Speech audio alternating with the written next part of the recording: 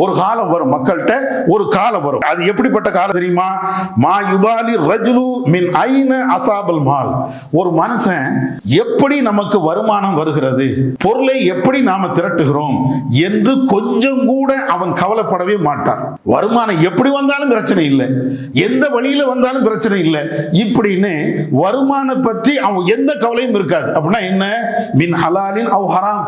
நாம ஈட்டக்கூடிய இந்த வருமானம் ஹலாலா ஹராம், இதை ஒரு பொருட்டாகவே பார்க்க மாட்டானா. காசு வந்தா போதும், பணம் வந்தா போதும், நகை வந்தா போதும், பொருளாதாரம் வந்தா போதும். அது எங்க இருந்து வருது, எங்க இருந்து வந்தா எனக்கு என்ன? கள்ளத்தனமா வருது, வந்துட்டு போட்டோம். திருட்டுத்தனமா வருது, வந்துட்டு போட்டோம். வட்டி மூலமா வருது, வரட்டும். அது ஹலாலா ஹராமா இதை கொஞ்சம் கூட பொருட்படுத்த மாட்டான். இப்படிப்பட்ட ஒரு காலம் வரும் என்று நபிகள் நாயகம் ஸல்லல்லாஹு அலைஹி வஸல்லம் அவங்க சொல்றாங்க. அஸ்ஸலாமு அலைக்கும் வரஹ்மத்துல்லாஹி வபரகாத்துஹு. கணேன் நிறைந்த இஸ்லாமிய சகோதரர்களே, தாய்மார்களே, வல்ல அல்லாஹ்வின் பேரருளால் இந்த புனித மிகுந்த ரமலான் மாதத்திலே ஒவ்வொரு நாளும் இறைவனுடைய வார்த்தைகளை கேட்பதற்காக பல்வேறு செய்திகளை நாம் அறிந்து வருகிறோம்.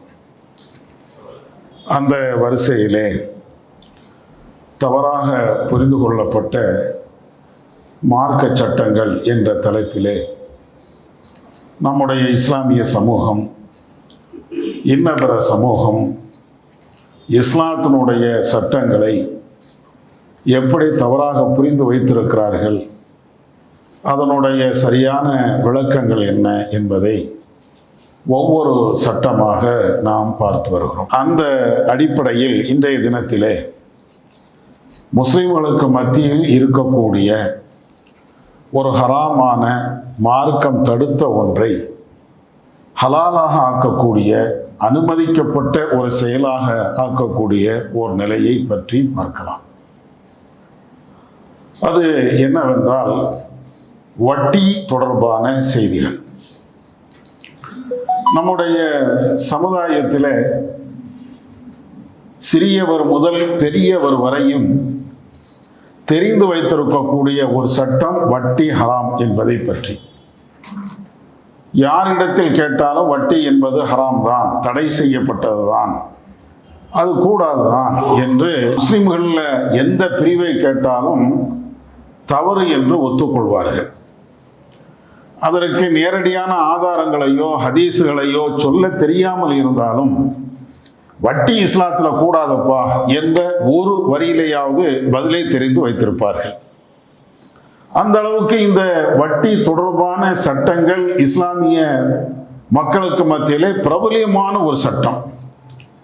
எப்படி 5 நேர தொழுகை முஸ்லிம்களுக்கு கடமை என்பதை புரிந்து வைத்திருக்கிறார்களோ, அதே போன்று விபச்சாரம் கூடாது, தண்ணி அடிப்பது கூடாது என்று எவ்வளவு தெளிவாக புரிந்து வைத்திருக்கிறார்களோ, அதே போன்று வட்டி என்பதும் தவறான ஒரு செயல்தான் என்று எல்லோருமே புரிந்து வைத்திருக்கிறார்கள். ஆனால் இவ்வளவு தெளிவாக வட்டி ஹராம் என்று தெரிந்து இருந்தும் நம்முடைய சமூகத்தில் இன்றைக்கும் வட்டி நிலவி வருகிறது என்பது மாத்திரம் இல்லாமல் அதை நியாயப்படுத்துகின்ற போக்குகள் அதிகரித்து வருகிறது. வட்டி தப்பு தான், ஆனால் நான் வாங்குறது வட்டி இல்லை அப்படிங்கிற கான்செப்ட்ல இப்ப நிறைய பேர் போயிட்டே இருக்கிறாங்க. எதையெல்லாம் வட்டி இல்லை, எதையெல்லாம் நியாயப்படுத்துகிறார்கள் என்பதை ஒவ்வொரு செய்தியாக, நடைமுறையில் இருக்கக்கூடிய ஒவ்வொரு செய்தியாக நம்ம பார்த்தால் எவ்வளவு பாரதூரமாக நம்முடைய சமுதாயம் இந்த வட்டி விஷயத்தில் அஜாக்கிரதையாக இருக்கிறார்கள் என்பதை புரிந்து கொள்ளலாம். முதல்ல இந்த வட்டி தொடர்பான இஸ்லாம் சொல்லக்கூடிய சில செய்திகளை முதலில் பார்த்து கொள்ளணும். ஏன்னா எதையெல்லாம் நம்ம நியாயப்படுத்துகிறோமோ அல்லது தவறாக புரிந்து வைத்திருக்கிறார்களோ, இது வட்டி இல்லை, இப்படி போனால் இது வட்டி இல்லை, இப்படி வாங்கினால் வட்டி இல்லை அப்படின்னு புரிந்து வச்சிருக்கிறாங்க. இந்த புரிந்து வைப்பதில் 2 வகை இருக்கிறது. சில பேர் நியாயப்படுத்துவதற்காக வேண்டிய இது வட்டி இல்லை என்று சொல்லக்கூடிய ஒரு நிலை. இன்னும் சில பேர் வட்டி தவறாக புரிந்து கொண்டு இதெல்லாம் வட்டி இருக்காது, இது எப்படி வட்டியாக இருக்க முடியும் என்று சொல்லக்கூடிய ஒரு நிலை. இப்படி 2 நிலையும் இருக்கிறது. அதனால இவைகளை மிக தெளிவாக அதே நேரத்தில் ஆதாரத்தோடு புரிந்து கொள்ள வேண்டிய நிலை நமக்கு இருக்கிறது. அதனால வட்டி தொடர்பாக இஸ்லாம் எவ்வளவு கடுமையாக பேசுகிறது, எவைகளை எல்லாம் வட்டி என்று சொல்கிறது, இதற்கு முன்னால் வாழ்ந்த சமுதாயம் இந்த வட்டி தொடர்பாக அவர்கள் எப்படியெல்லாம் தண்டிக்கப்பட்டார்கள், இது தொடர்பான ஒரு சில செய்திகளை தெரிந்துவிட்டு நம்முடைய சமூகத்தில் இருக்கக்கூடிய வட்டியை நியாயப்படுத்தக்கூடிய அல்லது இவைகளெல்லாம் வட்டி இல்லை என்று தவறாக புரிந்து கொள்ளப்பட்ட அந்த செய்திகளை பார்ப்போம். திருமறை குர்ஆனிலே அல்லாஹ் சொல்லி காட்டுகிறான், யா அய்யுஹல்லதீன ஆமனு தக்குல்லாஹ் வதரு மா பக்கிய மினர் ரிபா. நம்பிக்கை கொண்டவர்களே, அல்லாஹ்வை நீங்கள் அஞ்சிக் கொள்ளுங்கள். எடுத்த எடுப்பில், ஏன்னா இந்த வட்டியை விடுங்கள் என்று சொல்வதாக இருந்தால் ஒரு மனுஷன் சராசரியாக அதை விட்டு விடவும் மாட்டான்.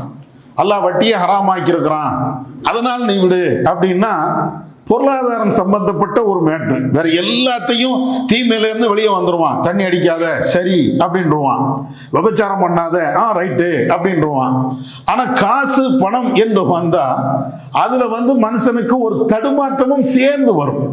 அதனால இறைவன் இந்த வட்டி தொடர்பாக சொல்லும் போது முதல்ல அல்லாஹ்வை நீ அஞ்சிக்க, ரஹ்மான நீ அஞ்சிக்க. இதுதான் ஃபர்ஸ்ட்.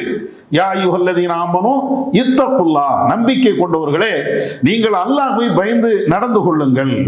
வதரு மா பக்கிய மினர் ரிபா இன் குன்தும் முஃமினீன், நீங்கள் அல்லாஹ்வையும் மறுமையும் நம்பக்கூடியவர்களாக இருந்தால் வட்டியில இதுவரையிலையும் எது மிச்சமாக இருக்கிறதோ அதை விட்டு விடுங்கள்.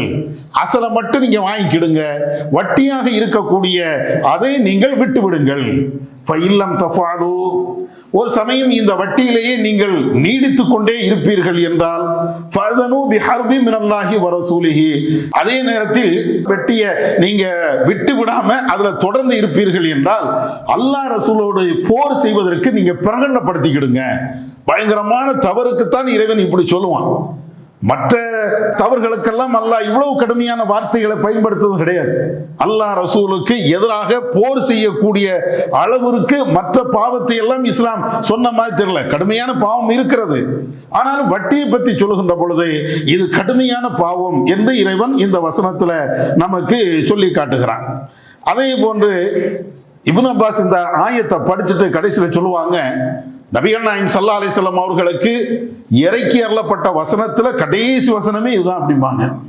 எவ்வளவோ வசனங்கள் இருக்குதுல்ல, அதுல இறுதியாக இறக்கி அருளப்பட்ட வசனம் இந்த வட்டி சம்பந்தப்பட்டது. அதுலயும் கருத்து வேறுபாடு இருக்குது. கடைசியாக இறக்கி அருளப்பட்ட வசனம் எது அப்படிங்கிறதுல அறிஞர்களுக்கு மத்தியில நிறைய கருத்து இருக்கிறது. இப்னு அப்பாஸ் அவங்க இதை சொல்றாங்க, வட்டி சம்பந்தமாக இறக்கி அருளப்பட்ட வசனங்கள்ல இதுதான் கடைசி என்று அவங்களுடைய கருத்தாக சொல்லிக்கிறாங்க. அடுத்து அல்லாஹ் திருமறை குர்ஆன்ல சொல்கிறான், யா அய்யுஹல்லதீன ஆமனு லா தஅக்குலு ரிபா அல்ஆஃபன் முலாஃபத்தன், பன்மடங்காக பெருகக்கூடிய இந்த வட்டியை நீங்கள் சாப்பிடாதீர்கள். எல்லா மூமின்களுக்கு, நம்பிக்கை கொண்டவர்களே இந்த வட்டியை நீங்க உண்ணாதீர்கள். அடுத்து அல்லாஹ் திருமறை குர்ஆனில் சொல்கிறான், யம்ஹகுல்லாஹு ரிபா வ யுர்பி ஸதகாத், இறைவன் வட்டியை ஒழிப்பதற்கு விரும்புகிறான். சதகாக்களை, தர்மங்களை, தானங்களை அதை வளர்ப்பதற்கு இறைவன் விரும்புகிறான். இறைவனுடைய விருப்பம் என்னன்னா வட்டியே இல்லாத ஒரு உலகத்தை உருவாக்க வேண்டும். இதுதான் அல்லாஹ்வுடைய விருப்பம். எங்கேயுமே வட்டி அப்படிங்கக்கூடிய நிலையே வரக்கூடாது. அதே நேரத்தில் மக்கள் நிறைய பேர் பொருளாதாரத்தில் சிக்கி தவிப்பார்கள். காசு இல்லாம திண்டாடுவாங்க. தொழில் பண்ணுவதற்கு, வியாபாரம் பண்ணுவதற்கு அல்லது வேற வேற விஷயங்களுக்கு காசு தேவை, பணம் தேவை, பொருளாதாரம் தேவை. அப்ப அதுக்கு என்ன செய்யறது? இருக்கக்கூடியவர்கள் இல்லாதவர்களுக்கு வாரி வாரி வழங்கட்டும், தர்மம் கொடுக்கட்டும். இந்த தர்மத்தை இறைவன் வலியுறுத்தி அது வளர வேண்டும், அதற்கு எதிராக இருக்கக்கூடிய வட்டி ஒழிய வேண்டும் என்று இறைவன் விரும்புகிறான். இதை மாதிரி திருமறை குர்ஆன்ல வட்டி தொடர்பாக, வட்டி பெரும்பாவம், வட்டி தவறு என்று சொல்லக்கூடிய ஏராளமான செய்திகள் இடம்பெறுகிறது. இந்த வட்டி என்பது ஆரம்பத்தில் யகூதிகள் தான் ஆரம்பித்து வச்சிருக்கிறாங்க, இப்பவும் இல்லை.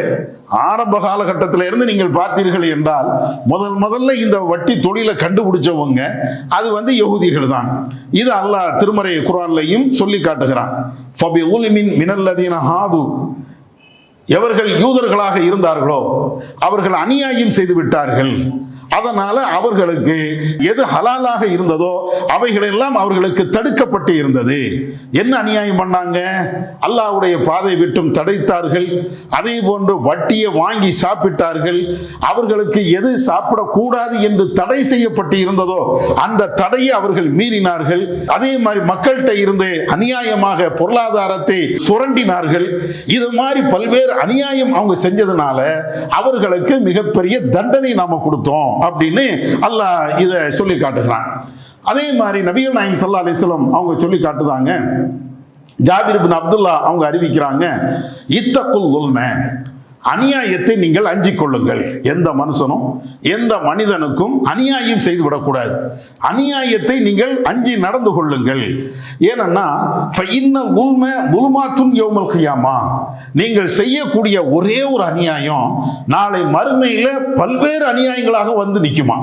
நம்ம ஒரு ஆளுக்கு ஒரு அநியாயம் செஞ்சிட்டோம் அப்படின்னா இந்த ஒரு அநியாயம் ஒரு அநியாயமாக வராதான், அது வந்து பல்வேறு அநியாயங்களாக பெருகி போய் அல்லாஹ்விடத்துல வந்து நிற்கும். அதனால யாருக்கும் நீங்க அநியாயம் செய்து விடாதீங்க அப்படின்னு சொல்லிட்டு ரசூலுல்லாஹ் சொல்லுவாங்க. ஒத்தகு ஷுஹ, நீங்கள் கஞ்சத்தனத்தை விட்டும் தவிர்த்து கொள்ளுங்கள். அதுல நீங்க இறைவனை அஞ்சிக் கொள்ளுங்கள். ஏன் தெரியுமா? இந்த கஞ்சத்தனம் என்பதுதான் உங்களுடைய முன் சென்றவர்களை அழித்து விட்டது. அமலகும் அன் சஃபகு திமாகும், இந்த கஞ்சத்தனம் என்பதுதான் அவர்களுக்கு மத்தியில வெட்டு குத்து ரேஞ்சுக்கு தங்களுடைய ரத்தங்களை எல்லாம் ஓட்டக்கூடிய அளவிற்கு அவர்களை தூண்டியது. ஏன்னா இந்த கஞ்சத்தனம்ங்கிறது சாதாரண ஒரு விஷயம் இல்லை, அது பயங்கரமான ஒரு விஷயம். நீ கஞ்சத்தனம் பண்ணனா அதனுடைய விளைவுகள் இவ்வளவு கடுமையாக இருக்கும் அப்படின்னு சொல்லிட்டு நபி அவர்கள் இன்னும் சொல்றாங்க, வஸ்தஹல்லு மஹாரிமஹும், அவர்களுக்கு எதையெல்லாம் தடை செய்யப்பட்டு இருந்ததோ அந்த தடையை ஹராமானதை ஹலாலாக ஆக்கினார்கள். யாரை சொல்றாங்க ரசூலுல்லாஹ்? அந்த யூத கிறிஸ்தவர்களை, முன் சென்ற சமுதாயத்தவர்களை. அவங்கள்ட்ட வந்து இதை செய்யாத அதை செய்யாத இதெல்லாம் ஹராம் இப்படி எல்லாம் இறைவன் சொல்லி இருக்கும்போது எந்த ஹராமை பற்றியும் அவர்கள் கவலைப்பட்டதே கிடையாது. அல்லாஹ் தானே தடுத்துட்டு போட்டோம் அப்படின்னு சொல்லிட்டு எல்லா ஹராமையும் ஹலாலாக அவர்கள் ஆக்கி கொண்டார்கள். இதனாலேயே அந்த சமுதாயம் அழிந்து போனாங்க. இறைவன் எதை தடை செய்தானோ அந்த தடையை அவர்கள் செய்ததின் காரணத்தினால அவர்கள் கடுமையான சோதனைக்கும் வேதனைக்கும் அழிவுக்கும் ஆளாக்கப்பட்டார்கள் என்று நபி ஸல்லல்லாஹு அலைஹி வஸல்லம் அவர்கள் இதை சொல்றாங்க. என்னன்னா, இந்த வட்டி வாங்குறது தான் அவங்களுக்கு கொலை தொழிலாக இருந்தது. அல்லாஹ் தடுத்த ஒன்றை அவங்க செஞ்சுக்கிட்டே இருந்தாங்க. அவங்களுக்கும் வட்டி வாங்கக்கூடாது என்ற சட்டம் இருந்தது. யாருக்கு? யூதர்களுக்கு, வேதம் கொடுக்கப்பட்ட மக்களுக்கு, முன்காலத்தில் வாழ்ந்தவர்களுக்கும் வட்டி கூடாதுன்னு இருந்துச்சு. ஆனால் அதையெல்லாம் மீறி அவர்கள் வட்டி வாங்கினாங்க. அதனால அவர்கள் அழிக்கப்பட்டார்கள் என்ற செய்தியையும் இந்த செய்தி வருகிறது. அதே மாதிரி ஒரு மனிதர் வட்டி வாங்குகிறார் என்றால் அது லானத்துக்குரிய குற்றம் என்று நபி ஸல்லல்லாஹு அலைஹி வஸல்லம் அவங்க சொல்லி காட்டுகிறார்கள். லான ரசூலுல்லாஹி ஸல்லல்லாஹு அலைஹி வஸல்லம் ஆக்கில ரிபா வ மூக்கிலஹு வ காத்திபஹு வ ஷாஹிதைஹி சவாவுன். நபிகள் நாயகம் ஸல்லல்லாஹு அலைஹி வஸல்லம் அவர்கள் வட்டியை சாப்பிடக்கூடியவர், வட்டியை சாப்பிட கொடுக்கக்கூடியவர், அந்த வட்டிக்காக வேண்டி கணக்கு எழுதக்கூடியவர், வட்டிக்காக வேண்டி சாட்சியாக இருக்கக்கூடியவர்கள், இவர்கள் அனைவர்களையும் நபி அவர்கள் சபித்தார்கள். தீமையில இவங்க அத்தனை பேரும் சமம். வட்டி வாங்கினாலும் வட்டி கொடுத்தாலும் அதே மாதிரி சாட்சியாக இருந்தாலும் இவர்கள் அத்தனை பேர்களுமே அதுல சமமாகத்தான் இருப்பார்கள் என்று நபி ஸல்லல்லாஹு அலைஹி வஸல்லம் அவங்க சொல்றாங்க. இன்னொரு ஹதீஸ்ல நபிகள் நாயகம் ஸல்லல்லாஹு அலைஹி வஸல்லம் அவங்க சொல்றாங்க, நஹா ரசூலுல்லாஹி ஸல்லல்லாஹு அலைஹி வஸல்லம் அன் சமனில் கல்பி, நாய் விற்ற காசு ரசூலுல்லாஹ் அதை தடை பண்றாங்க. அதே போன்று வ சமனி தம், இரத்தத்தை வித்து வருகின்ற அந்த காசு, இது தடை. வ நஹா அனில் வாஷிமதி வல் முஸ்தௌஷிமா, பச்சை குத்தக்கூடியவன், பச்சை குத்தி விடக்கூடியவன், இதை ரசூலுல்லாஹ் தடை பண்ணாங்க. அந்த லிஸ்ட்ல வாக்கில ரிபா வ மூக்கிலஹு, வட்டியை சாப்பிடக்கூடியவனும் வட்டியை சாப்பிட கொடுக்கக்கூடியவனும் இவர்களுக்கும் நபி அவர்கள் தடை செய்தார்கள். அதே போன்று உருவங்கள், ஓவியங்கள் வரைகிறார்களா இல்லையா, உருவங்களை வரையக்கூடியவர்களையும் நபி ஸல்லல்லாஹு அலைஹி வஸல்லம் அவர்கள் லானத் செய்தாங்க. இது சஹீஹ் புகாரில இடம்பெறுகின்ற செய்தி. இவைகள் எல்லாம் என்ன? வட்டி தப்பு, வட்டி தடை, அதையும் மீறி ஒருவர் வட்டி வாங்குகிறார் என்றால் அது லானத்துக்குரிய ஒரு காரியம் என்றெல்லாம் நபிகள் நாயகம் ஸல்லல்லாஹு அலைஹி வஸல்லம் அவங்க சொல்றாங்க. மிகப்பெரிய பாவங்கள் என்ற ஒரு பட்டியலை போடுறாங்க ரசூலுல்லாஹ். அது எது? ஷிர்க் வைக்கிறது, கொலை செய்யறது அப்படின்னு சொல்லிட்டு பெரிய பட்டியலை போடுறாங்க. அந்த பெரும்பாவங்கள்ல ஒண்ணு என்னன்னு கேட்டா அக்குலு ரிபா, வட்டி வாங்கி சாப்பிடுவது. இதெல்லாம் பெரும்பாவங்கள் லிஸ்ட். எப்படி விபச்சாரம் பெரும்பாவமோ, இறைவனுக்கு இணை கற்பிப்பது பெரும்பாவமோ, அதே மாதிரி உள்ள விஷயத்துல உள்ளதுதான் வட்டி வாங்குவதும் மிகப்பெரிய பாவம் என்று நபி அவர்கள் கண்டிக்கிறாங்க. இது சஹீஹ் புகாரில இடம்பெறுகின்ற ஒரு செய்தி. இது எல்லாம் உலகத்துல இவ்வளவு தடை செய்யப்பட்டு இருந்தாலும் நாளை மறுமையில இந்த வட்டியை வாங்கி சாப்பிடக்கூடியவருடைய நிலை என்ன?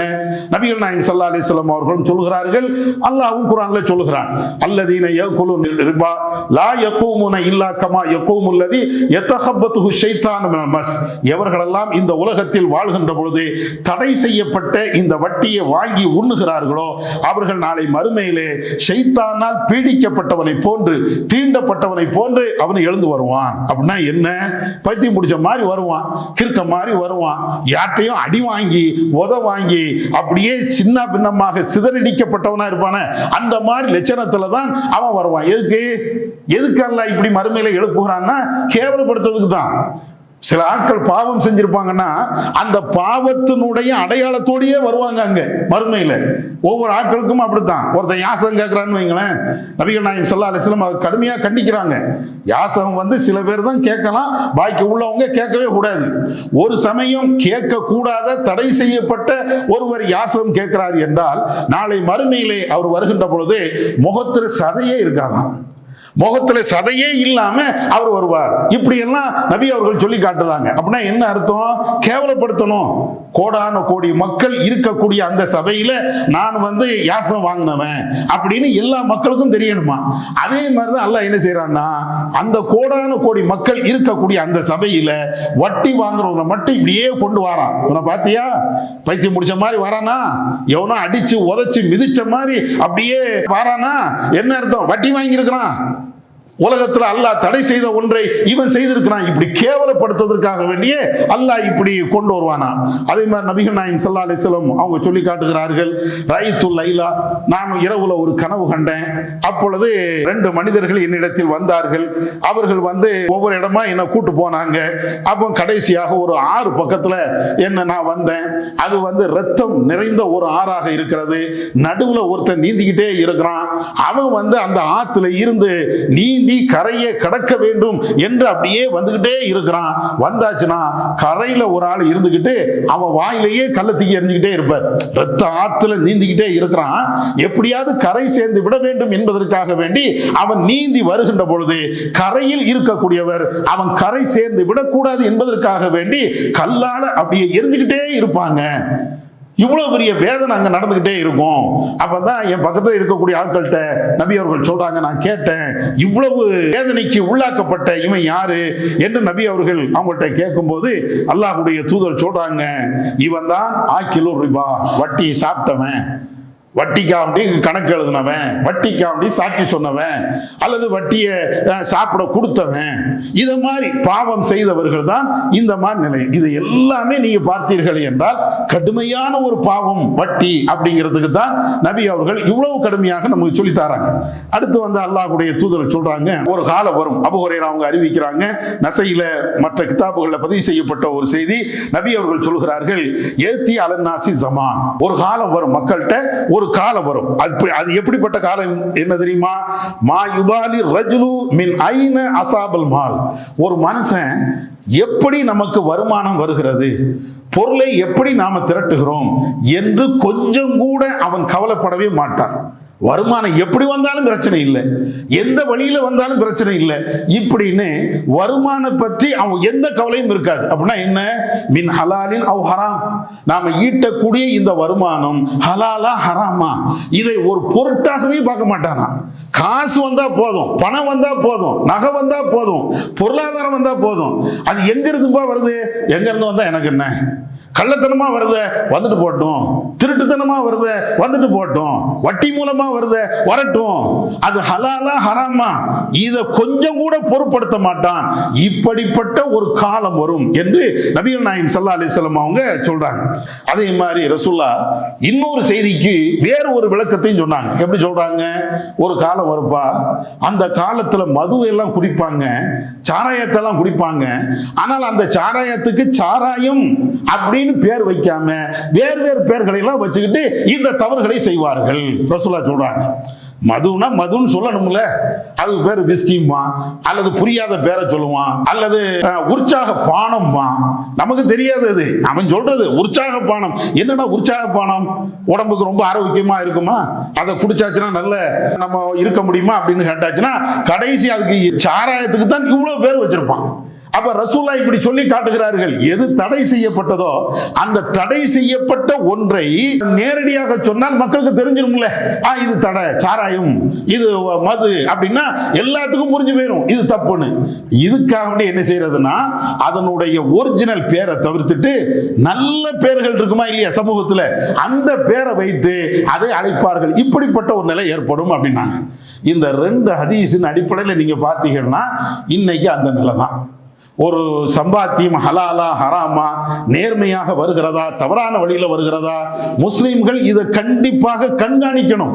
நமக்கு 5 பைசா வரவு வந்தாலும் எந்த அடிப்படையில் வருகிறது, நம்ம ஈட்டக்கூடிய இந்த பொருளாதாரம் எந்த அடிப்படையில், ஹலாலா ஹராமா, இதை கூடுதல் கவனத்தோடு இருக்கணும் ரசூலுல்லாஹ் சொல்றாங்க. இல்ல வேற வேற பேர்ல வருதா, வட்டிங்கிற பேர்ல வந்தா நம்ம வாங்க மாட்டோம். ஆனா வட்டிங்கிற பேரை தவிர்த்துட்டு வேற வேற பேர்ல வருதா, இதுல கூடுதல் கவனமா இரு, இல்லைன்னா நரகத்துக்கு தான். வட்டிங்கிற பேரை தவிர்த்துட்டு வேற எந்த பேரை வச்சுக்கிட்டு நீ அழைத்தாலும் கடைசி போக வேண்டிய இடம் எது? நரகம் தான். இவ்வளவு கடுமையா எச்சரிச்சாங்களே, அது மாதிரி விஷயம்தான். இப்ப இந்த ஹதீஸ்ல சொல்லப்பட்ட மாதிரியே இன்னைக்கு உலகத்துல நீங்க பார்த்தீர்கள் என்றால் வட்டி என்று வருவது நேரடியாக அது 1-2 தான் இருக்கும். பாக்கி நீங்க பாத்தீங்கன்னா வட்டி என்பது வட்டி என்ற பேர்லயே இருக்காது. எல்லா இடத்துலயும் நீங்க பாருங்க. இப்ப எந்த அளவுக்கு மாறி போயிடுச்சு தெரியுமா? நீங்க ஒரு பேங்குக்கு போறீங்க, அங்க பேங்க்ல டெபாசிட் பண்ணணும். அப்ப பேங்க் மேனேஜரே கூப்பிடுவாரு, அல்லது அங்க இருக்கக்கூடிய முக்கியமான நிலையை கூப்பிடுவாரு. நம்ம பாயின்னு தெரியும். உடனே அவரு நீங்க டெபாசிட் பண்ண வந்திருக்கீங்களா, அல்லது உங்கள்கிட்ட எவ்வளவு பணம் இருக்குது, எங்க பேங்க்ல இதுல நீங்க டெபாசிட் பண்ணுங்க அப்படிம்பாரு. இல்லைங்க வட்டி இருக்கும், அதனால நாங்கள் பண்ண மாட்டோம் அப்படின்னு நீங்கள் சொன்னீங்கன்னா அவரே முந்திக்கிடுவார். தெரியும் பாய், இஸ்லாத்தில் வட்டி கூடாது என்று எனக்கு தெரியும். சொல்றது யாரு? இன்னொரு மதத்துக்காரது தான், பேங்க்ல வேலை செய்யக்கூடியவர் தான். அவரு கரெக்டா நம்மளை கேன்வாஸ் பண்ண தான் உட்கார்ந்துருக்கிறாரு. கேன்வாஸ் பண்ணும்போது எதையும் சேர்த்து சொல்வார்னா பாய் தெரியும், ஏன்னா இஸ்லாத்தில் வட்டி தடைங்கிறது எங்களுக்கு தெரியாதா, அப்புறம் நீங்க டெபாசிட் பண்ண சொல்றீங்களே, நாங்க வட்டி தரத்துக்கு டெபாசிட் பண்ண சொல்லலை. நீங்க என்ன செய்யணும்னா இந்த அக்கௌண்ட்ல அல்லது இந்த கணக்குல நீங்க டெபாசிட் பண்ணீங்க அப்படின்னு சொன்னாச்சுன்னா உங்களுக்கு மாசமோ அல்லது வருஷமோ லாபத்தில் பங்கு தருகிறோம் அப்படிம்பாங்க. இது நீங்க வேற ஆள்கிட்ட போனா ஏன்டே பேசினார் ஒரு ஆள். இப்படி நான் பேங்குக்காண்டி போயிருக்கிறேன், ஒரு டவுட்டுக்காக வேண்டி போய் பார்க்குறேன். பார்க்கும்போது என்னையும் கூப்பிட்டு பேசுறாரு அவரு. என்னையும் கூப்பிட்டு பேசும்போது தான் இந்த மாதிரி டெபாசிட் இருக்குது, வட்டி இல்லை அப்படின்னு நம்ம சொன்னா, வட்டி கிடையாது பாய், முஸ்லிம்கள் வட்டி வாங்க மாட்டாங்க எங்களுக்கு தெரியும். அதனால தான் நாங்கள் வேற ஒரு ஸ்கீம் வச்சிருக்கிறோம். மற்ற மக்களுக்கெல்லாம் வட்டி வாங்குவாங்க, அவங்களுக்கு தனி ஸ்கீம். முஸ்லிம்களுக்கு என்று வேற ஒரு ஸ்கீம் வச்சிருக்கிறோம், அது வட்டி கிடையாது, லாபம் அப்படின்னாரு. என்னங்க லாபம் அப்படின்னு நம்ம கேட்டா அடுத்து அவர் சொல்றார், அதாவது நீங்க ஒரு 2 லட்சமோ அல்லது 5 லட்சமோ உங்களுக்கு எவ்வளவு முடியுமோ இந்த ஸ்கீம்ல நீங்க டெபாசிட் பண்ணுங்க, முதலீடு பண்ணுங்க. சரி பண்ணியாச்சுன்னா நீங்க 5 வருஷத்துக்கு அதை எடுக்க முடியாது. நாங்க என்ன செய்வோம், அதை வேற ஒரு தொழில்ல போடுவோம். அவரு வேற ஒரு தொழில்ல ஷேர் மார்க்கெட்ல அல்லது வேற எதுலயா ஒண்ணு போடுவாங்களாம். போட்டு முடிச்சுட்டு அதுல இருந்து வரக்கூடிய லாபம் இருக்கா இல்லையா, அந்த லாபத்தை எடுத்து உங்களுக்கு நாங்க தருவோம் அப்படின்னாரு. சரி லாபத்தை தந்துருவீங்க. நான் அடுத்து கேட்டேன், நஷ்டம் வந்தா என்ன செய்வீங்க? வராது பாய், நஷ்டமே வராது. நஷ்டமே வராது எப்படிங்க வியாபாரமா இருக்க முடியும்? லாபத்தை நீங்க தாரிய ரைட்டு, நஷ்டம் வந்தா என்ன செய்வீங்க? சரி நஷ்டமே வராது அப்படின்னாரு. அடுத்து ஒரு கேள்வி, சரி நஷ்டமே வராது வச்சுக்கிடுவோம், ஒரு கம்பெனியில அல்லது ஒரு தொழில நீங்க முதலீடு பண்றீங்க, என் காசை வச்சு நீங்க முதலீடு பண்றீங்கன்னா 5 லட்சம் ரூபாய் கட்டுவேன், 5 லட்சம் ரூபாய் எடுத்து நீங்க முதலீடு பண்ணிட்டீங்க, ரைட்டு. மாசம் மாசம் எவ்வளவு தருவீங்க? உடனே அவரு சொல்றாரு, உங்களுக்கு மாசம் மாசம் 10,000 ரூபாய் அல்லது 20,000 ஏதோ ஒரு அமௌண்ட் சொல்றாரு. இவ்வளவு அமௌண்ட் வரும், அது எந்த அடிப்படையில் தாரிய? லாபம் அப்படின்னாரு. அப்பதான் நான் கேட்டேன், லாபம் என்றால் பிக்சடா வராத, மாசம் மாசம் 5,000 ரூபாய் நான் எவ்வளவு கட்டுதனோ அதுக்கு நீங்க மாசம் மாசம் 5,000 ரூபாய் தாரிய அல்லது 10,000 ரூபாய் நீங்க தாரிய வச்சுக்கிடுவோம். இந்த மாசம் மாசம் 5,000 ரூபாய் நீங்க தருகிறீர்கள் என்றால் ஒரு வியாபாரத்துல கரெக்டா 5,000 ரூபாய் தான் லாபம் வரும் அப்படின்னு எப்படி சொல்ல முடியும்? ஒரு மாசத்துல 5,000 ரூபாய் வரலாம், இன்னொரு மாசத்துல 10,000 ரூபாய் வரலாம், இன்னொரு மாசத்துல 20,000 ரூபாய் வரலாம், ஒரு மாசத்துல ஒண்ணுமே இல்லாம இருக்கலாம். இதுதானே வியாபாரம். ஒரு வியாபாரம் நீங்க பண்ணும்போது லாபம் என்பது கூடவும் செய்யும் குறையவும் செய்யும். அப்ப நான் அவர்கிட்ட கேட்கிறேன், இது நீங்க லாபம் சொன்னீங்கன்னா நீங்க எப்படி இவ்வளவுதான் வரும் எப்படி நீங்க முடிவு பண்ண முடியும்? அப்படியும் முழிக்கிறாரு. மேல இருந்து கீழே, கீழே இருந்து மேல. பா இது வட்டி இல்லப்பா. திரும்பவும் எங்க வட்டி இல்லை, இருந்தாலும் என் டவுட்டை கிளியர் பண்ணுங்க. இல்லைப்பா எனக்கு இதுக்கு மேலே தெரியல, நீங்கள் வேணால் மேனேஜர்கிட்ட பேசுங்க அப்படின்னு எஸ்கேப் ஆகுறது. இதெல்லாம் எதுக்கு சொல்கிறேன் தெரியுமா? நம்முடைய சமுதாயம் வட்டி வாங்காது என்று தெரிஞ்சே வட்டியை வட்டி என்ற பேர் இல்லாம லாபம் அல்லது போனஸ் அல்லது வேற ஏதாவது ஒரு பேரை சொல்லி நம்மளை இழுக்கிறதுக்கு தான் பார்க்குறாங்க. 4 கேள்வி கேட்டால் அங்கிருந்து பதில் வர மாட்டேங்குது. இப்போ நம்ம என்ன செய்யறாங்க? இதே மாதிரிதான். இதுல பேங்க் மட்டும் இப்படி செய்யல. சமீபத்தில் நம்ம ஊர்களில் கடைநல்லூர் போன்ற சில பகுதிகளில், மேலப்பாளையம் போன்ற சில பகுதிகளில் இதே மாதிரி சொல்லி பேங்க் ஏமாத்தல, தனி மனிதர்கள் ஏமாத்துறாங்க. பல ரூபாயை சுருட்டிட்டு போனாங்க. எப்படி? நீங்க எங்க கம்பெனில ஒரு 2 லட்சம் ரூபாய் கட்டுங்க. சரி கட்டியாச்சு, மாசம் மாசம் உங்களுக்கு 4,000 ரூபாய் தந்துருவோம். நம்ம ஆளு என்ன, லாபம் வந்தா போதும் தானே, லாபம் வந்தா போதும். உடனே என்ன செய்யறது? 2 லட்சம் ரூபாய் கட்டியாச்சு. ஒரு 2 மாசத்துக்கு 4,000 4,000 4,000 இப்படி வந்துகிட்டே இருக்கிறது. ஒரு 4 மாசத்துக்கு வருது, 5 மாசத்துக்கு வருது. அதுக்கப்புறம் பாத்தீங்கன்னா வரல. என்னங்க லாபம் தரலையே என்ன அப்படின்னு கேட்டாச்சுன்னா வரும் வரும் அப்படிங்கிறான். அதுக்கப்புறம் ஒரு 4 மாசம் கழிச்சு கேட்டாச்சுன்னா ஒட்டுமொத்தமா கம்பெனியும் இல்லை, நீங்க போட்ட பணத்தை அபஸ் பண்ணி போயிட்டே இருக்கான். எத்தனை பேர், நான் இது கற்பனையா சொல்லல, எத்தனை பேர் இப்போ அத மாதிரி ஏமாத்து நிக்கிறாங்க தெரியுமா? ஏன்? இந்த ரசூலுல்லாஹ் சொன்னதுதான். ஏன் ஒரு வருவாய் வருத, அது ஹலாலா ஹராமா நீ யோசிச்சியா? ரசூலுல்லாஹ் அதை கேட்கிறாங்களே, ஒரு காலம் வரும் வருவாயை பற்றி, பொருளாதாரத்தை பற்றி, ஹலாலா ஹராமா அப்படிங்கிறது பற்றி சிந்திக்கவே மாட்டாங்க. அப்ப சிந்திக்காம இருந்து விழுவதனால பாவம் ஒரு பக்கம், இன்னொரு பக்கம் என்னன்னா நம்முடைய அசல், நம்முடைய பொருளாதாரம் அப்படியே இன்னொருத்த தூக்கிட்டு ஓடிட்டானே. எத்தனை பேர் இப்ப ஏமாந்தாங்க? அதே மாதிரிதான் டிராவல்ஸ்ல இங்க வந்துட்டு திரும்ப நீங்க டிராவல்ஸ்கார இப்படி ஏமாத்துறாங்க, ஏதாவது செய்யுங்க. என்ன நடந்துச்சு அது கடைசி வரையும்?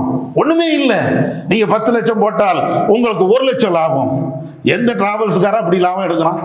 10 லட்சம் கொடுத்து ஒரு பஸ் வாங்கிட்டான், மாசம் மாசம் 1 லட்சம் வருமா லாபம்? மாசம் மாசம் 50,000 ரூபாய் வருமா? கவர்ச்சிகரம். இந்த பொருளாதார விஷயத்துல இப்படி கவர்ச்சிகரமாக விளம்பரம் பண்ண உடனே எல்லாம் நம்ம ஆட்கள் தானே, வாய் மாதிரி தானே நடத்துறாங்க, அவர் வட்டினா வாங்க மாட்டாரு, அவர் பொருளாதாரத்தில் நேர்மையா இருப்பாரு, இவனா சர்டிபிகேட் கொடுப்பான்.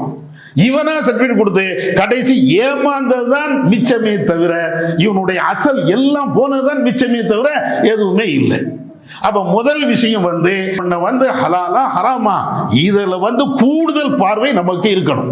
எதுல நம்ம முதலீடு பண்ணாலும் சரி, அல்லது எந்த தொழிலை செய்வதாக இருந்தாலும் சரி, எந்த வியாபாரத்தை செய்வதாக இருந்தாலும் சரி, ஃபர்ஸ்ட் நாம கவனிக்க வேண்டியது இது ஹலாலா, நம்ம மார்க்கம் அனுமதித்த ஒரு தொழிலை தான் செய்கிறோமா, மார்க்கம் அனுமதித்த ஒன்றிலே தான் நம்முடைய பொருளாதாரத்தை முதலீடு பண்ணுகிறோமா, இதை முதல்ல கவனிக்கணும். கவனிக்கவில்லை என்றால் உலகத்திலே நஷ்டம், மறுமையிலே நஷ்டம். இப்ப இந்த அடிப்படையில் இன்றைக்கு நம்முடைய நாடுகள்ல, குறிப்பாக நம்முடைய தமிழ்நாட்டில் என்னென்ன பேர்கள் எல்லாம் வட்டி வருதுன்னு நீங்க பாருங்க. நம்ம எப்படியாவது வட்டி வாங்கணும் அப்படிங்கிறதுக்காக வேண்டி ஒவ்வொரு பேங்குக்காரனும் யோசிச்சுக்கிட்டே இருக்கிறான். அல்லது இத மாதிரி உள்ள ஆட்கள், இந்த பைனான்ஸ் கம்பெனி வைத்திருக்கக்கூடிய ஆட்கள், கடன் கொடுக்கக்கூடிய ஆட்கள் எல்லாம் விதவிதமாக யோசிக்கிறான். அதுல ஒரு யோசனை என்ன தெரியுமா? நீங்க இன்ஸ்டால்மெண்ட்ல ஒரு பொருளை வாங்க போறீங்க ஒரு கடையில். போன உடனே என்ன செய்வான் தெரியுமா? 0% வட்டி அப்படின்னு போட்டிருப்பான். 0% வட்டியா? அப்பா, அப்படின்னா நம்ம போய் வாங்கலாமே. வட்டி வாங்குறது தானே மார்க்கத்தில் ஹராமு. இங்க 0% வட்டி பெரிய போர்டு விளம்பரம் வச்சு நடிகர்கள்லாம் கூட்டு வந்துருவான் விளம்பரத்துக்கு. 0% வட்டி. என்னப்பா 0% வட்டி? வட்டியே இல்லையா? வட்டியே கிடையாது. சரிங்க, இந்த மிக்சிக்கு என்னங்க ரேட்டு? மிக்சிக்கு 2000 ரூபா. சரி, அப்போ நான் இன்ஸ்டால்மெண்ட்ல மாசம் 500 ரூபாயோ 1000 ரூபாயோ 2000 ரூபாய் கட்டுதேன். ரைட்டு. அப்போ எனக்கு 2000 ரூபாய், அந்த மிக்சி ரேட்டு 2000 ரூபாய், அவ்வளோதானே? அப்போ 2000 ரூபாய் நான் இன்ஸ்டால்மெண்ட்ல கட்டினா, கொஞ்சம் கொஞ்சமா தவணை முறையில் கட்டினா போதும் தானே? போதும் போதும் போதும். வட்டி எதுவுமே கிடையாது. ஒண்ணுமே கிடையாதுங்க. சரி, பில்லை போடு அப்படின்னா, பாய், அது டாக்குமெண்ட் ஃபீஸ்னு ஒன்று இருக்குது அப்படிமா நைஸா. என்னடா 0% வட்டின்னு, அது என்ன டாக்குமெண்ட் ஃபீஸ் அப்படின்னு கேளுங்களேன். அதான் டாக்குமெண்ட் ஃபீஸ். சரி, என்ன பத்திரம் வாங்கி எழுத போறியா? பத்திரம்லாம் வாங்க மாட்டோம். ரிஜிஸ்டர் ஆஃபீஸில் போய் நீ எது ரிஜிஸ்டர் பண்ண போறியா? அதுவும் பண்ண மாட்டோம். சரி, என்னடா டாக்குமெண்ட்? 2000 ரூபாய் பொருளுக்கு என்ன டாக்குமெண்ட்? நீ ஒரு 20 ரூபாய்க்கு பத்திரம் வாங்கினா, சரி ரைட்டு, அந்த 20 ரூபா நான் தரத்தான் வேணும். அல்லது ரிஜிஸ்டர் ஆஃபீஸில் போய் உனக்கும் எனக்கும் இப்படி ஒரு ஒப்பந்தம் நடக்கிறது, அதை ரிஜிஸ்டர் பண்ணுவோம் அப்படின்னா, ரிஜிஸ்டருக்கு ஏதோ செலவாகுதோ அதை நீ கொடுக்க வேண்டியதான். ஆனா இங்க என்ன? ஒண்ணுமே இருக்காது. டாக்குமெண்ட் ஃபீஸ் அப்படிமா. அது என்னப்பா டாக்குமெண்ட் ஃபீஸ்? நம்ம ஆளும் டாக்குமெண்ட் ஃபீஸ் தானே, வட்டி இல்லைன்னா அப்படிமா. அடே, வட்டிக்கு தாண்டா டாக்குமெண்ட்னு வச்சிருக்கிறான். நமக்கு அது புரியறதுக்கு 40 வருஷமா ஆகுது.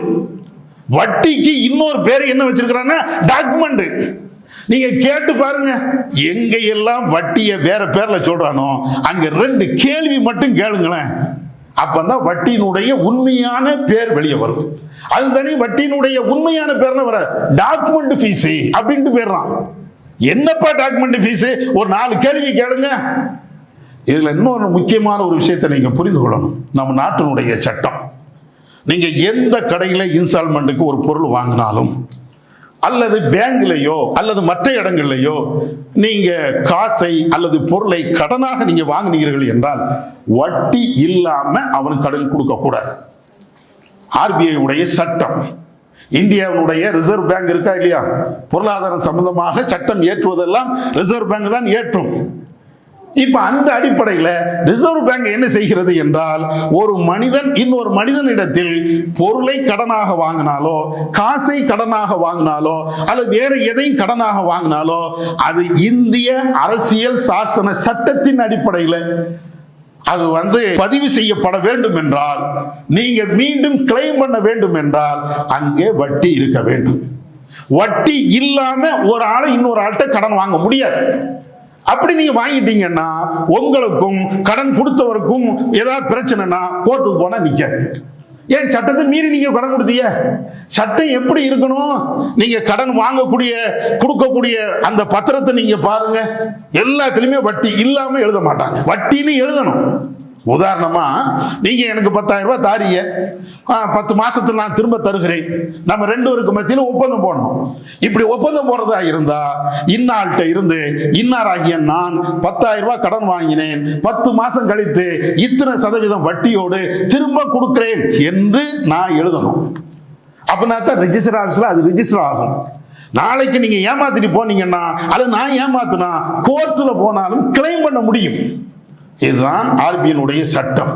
நீங்க கடன் எந்த பொருள் வாங்கினாலும் சரி, மிக்சியா இருக்கட்டும், ஃப்ரிட்ஜா இருக்கட்டும், அல்லது வேற எதுவாக இருக்கட்டும், எந்த பொருளை இன்ஸ்டால்மெண்ட்ல கடனுக்கு நீங்க வாங்கினாலும், எவ்வளவு பெரிய கூடுதல் பொருளோ அல்லது குறைய பொருளோ, அதை நீங்கள் சட்டப்படி நீங்க செய்வதாக இருந்தால் வட்டி இல்லாமல் செய்ய முடியாது. இது சட்டம். அதனாலதான் என்ன செய்யறாங்க அப்படின்னு சொன்னா, வட்டி என்ற பேர் இல்லாம டாக்குமெண்ட் ஃபீஸ் அல்லது சர்வீஸ் சார்ஜ் ஏதாவது ஒண்ணு குண்டக்க மண்டக்க ஏதாவது ஒண்ணு சொல்றான். என்னப்போ ஒரு மிக்சி விக்கிறிய வாங்குறிய, அதுல என்ன சர்வீஸ் சார்ஜ்? அதுக்கு என்ன சர்வீஸ் சார்ஜ் கேளுங்க நீங்க. சரி, ரெடி கேஷ் கொடுத்தா சர்வீஸ் சார்ஜ் வேண்டாமா? ஏன் அப்ப மட்டும் நீ சர்வீஸ் பண்ணலையா? ஒரு கடையில போய் நின்றுட்டு 10,000 ரூபாய்க்கு ஒரு டிவி வாங்குறிய, அவன் சர்வீஸ் பண்ணலையா? வாரண்டி தரலையா? ஒரு வருஷம் வாரண்டிங்கிறான், 2 வருஷம் வாரண்டிங்கிறான். அதுல ஏதாவது பிரச்சனைன்னா அந்த வாரண்டி காலகட்டத்தில் நாங்க இலவசமா சர்வீஸ் பண்ணி தரோங்கிறான். நீங்க ரெடி கேஷ் கொடுக்கும் போது இவ்வளவு சர்வீஸ் இருக்குது. இங்க என்ன, இங்க வந்து வட்டி என்பதற்கு பேருக்கு அவன் என்ன செய்யறான்னா சர்வீஸ் காசு, டாக்குமெண்ட் ஃபீஸ். இது தெளிவான ஒரு வட்டி. வட்டிக்கு வேற பேரை வச்சிருக்கிறாங்களே தவிர வட்டின்னு சொன்னா நம்ம வாங்க மாட்டோம் என்பதற்காக வேண்டி வேற வேற பிரச்சனை வச்சிருக்கிறாங்க. அதே மாதிரி மற்ற விஷயங்கள் ஒவ்வொன்றா நீங்க பாருங்களேன். சமீபத்தில் வட்டியை எப்படியெல்லாம் நியாயப்படுத்தி அல்லது குறுக்கு வழியில வட்டியை மறைச்சு எப்படியெல்லாம் நம்ம நடைமுறையில் இருக்குது அப்படின்னு நீங்க பாருங்களேன். உதாரணத்திற்கு ஷரியத் ஃபைனான்ஸ் வச்சிருக்கிறாங்க.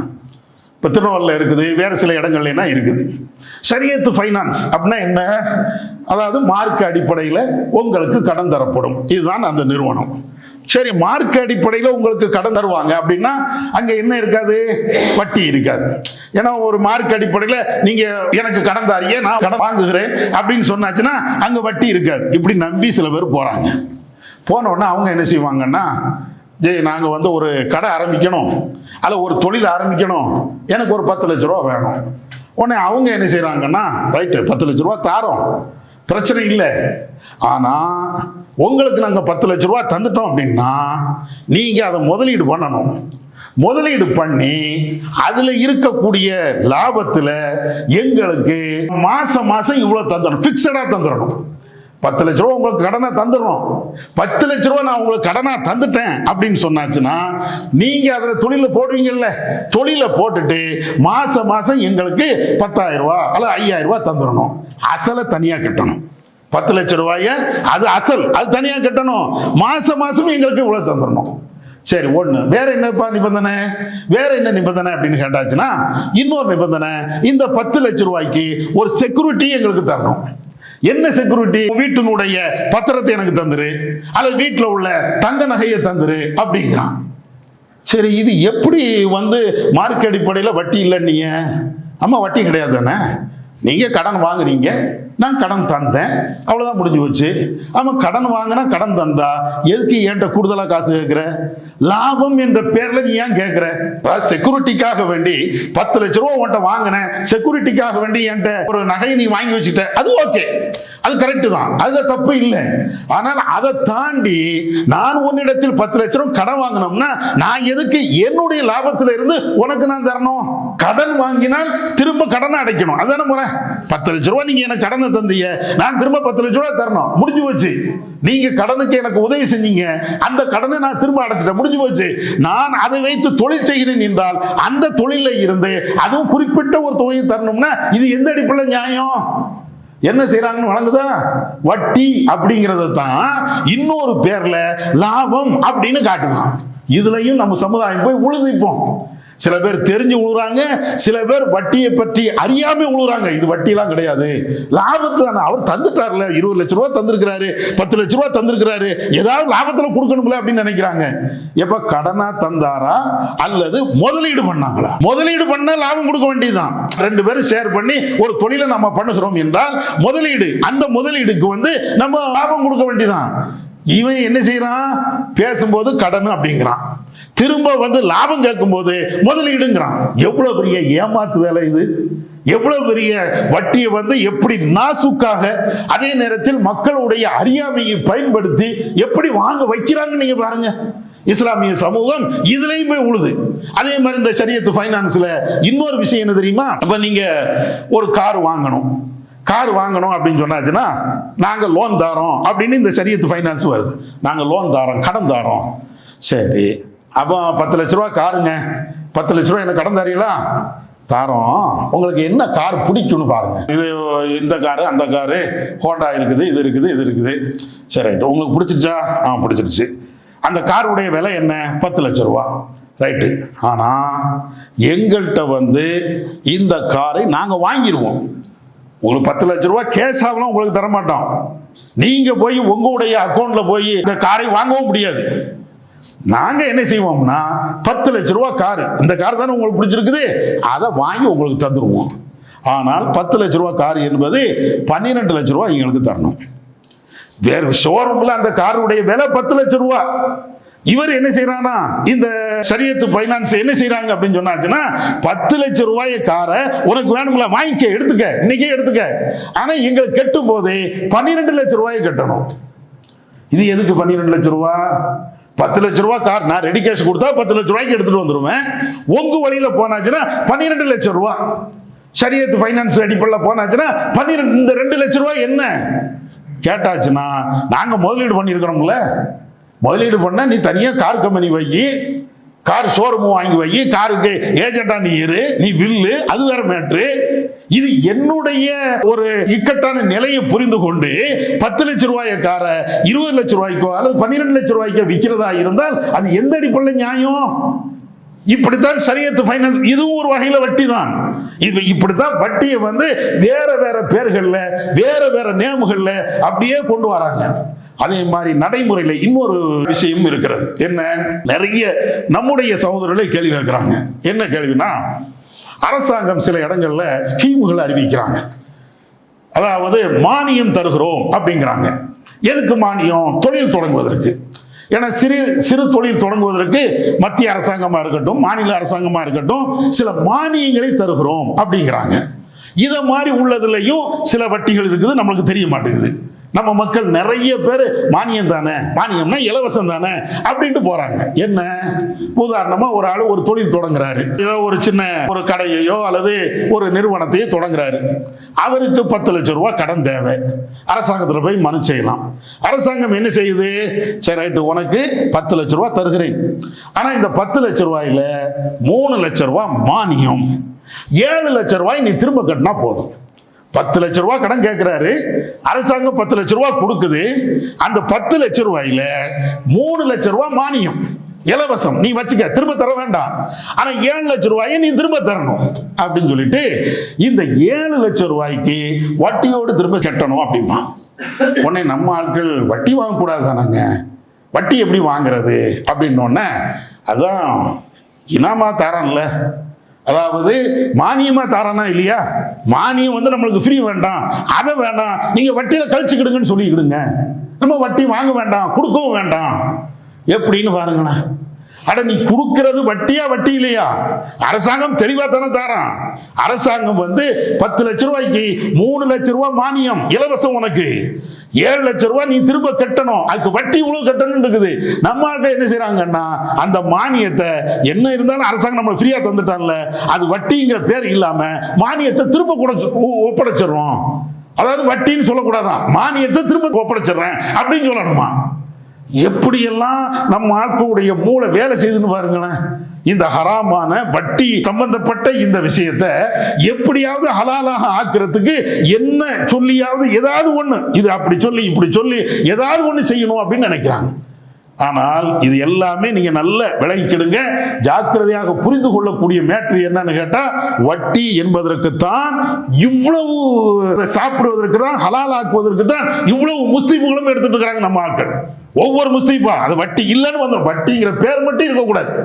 வட்டிங்கிற பேர் இல்லாம எப்படினாலும் வட்டியை ஹலாலாக ஆக்குவதற்காக வேண்டி பல்வேறு பேர்கள்ல இப்படி எல்லாம் வந்துகிட்டே இருக்கிறது. அதே மாதிரி ஏழை சீட்டு நடத்துவாங்க. ஏழை சீட்டுனா உங்களுக்கு வழங்குதுல்ல, ஏழை சீட்டுனா என்ன? அதாவது ஒரு 10 பேர் சேர்த்துக்கிறது, ஒருவர் அந்த கம்பெனி நடத்துவாரு, எல்லாத்துக்கும் 10,000 ஏலத்தில் விழுந்தா தந்துருவோம் அப்படிங்கிறது பேச்சு. நீங்க 10,000 கட்டிடணும், நான் உங்களுக்கு ஏலத்தில் எவ்வளவு வருதோ அதை கொடுத்துருவேன். அப்ப ஏலம் போடுவார். 10 பேர் இருக்கிறாங்க, நீங்க கேளுப்பா 10,000 சீட்டை எவ்வளவு கேட்கிற? அவர் ஒரு ஆள் உடனே வேணும், அந்த நேரத்துக்கு அவருக்கு தேவை 10,000 தேவை. அப்ப என்ன செய்வாரு? ஒரு 9,500 10,000 தான் கட்டணும். ஆனா ஏலத்தில் இவர் எவ்வளவு கேட்பார்னா 10,000 9,500 தான் அப்படின்னு கேட்பாரு. இன்னொரு ஆளு அவருக்கு இதை விட காசு தேவை அவசியம், அவர் என்ன செய்வாரு? 9,000 தாம்பாரு. 10,000 9,000 ஏல தாம்பாரு. இன்னொரு ஆளு அதை விட அவசியப்பட்டவாளு, காசு தேவை, அர்ஜென்ட், அவர் என்ன செய்வாரு? இல்ல 8,000 தான் அப்படின்பாரு. கடைசி 10,000 சீட்டை 8,000 எடுத்துருவாரு. அப்படின்னா என்ன அர்த்தம்?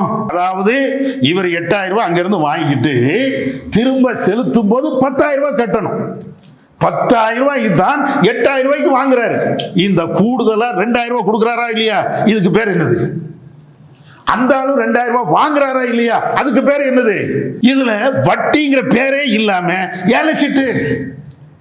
ஏலச்சீட்டுங்கிறாங்களே, இது என்னப்பா கூடுதலா கொடுக்குறாங்க, கூடுதலா வாங்குறாங்க, அதுக்கு பேர் என்ன? ஏலச்சீட்டு. ஒரு வார்த்தையில ஏலச்சீட்டு. அதெல்லாம் ஒன்றும் தப்புலாம் ஒன்றும் கிடையாதுங்க.